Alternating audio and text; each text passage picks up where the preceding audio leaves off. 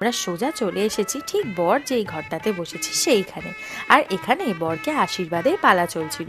প্রথমে কনের ঠাকুমা, তারপর কনের বাবা মা এক এক করে বরকে আশীর্বাদ করছিল। এবার শুরু হয়েছে কনের আশীর্বাদ পর্ব।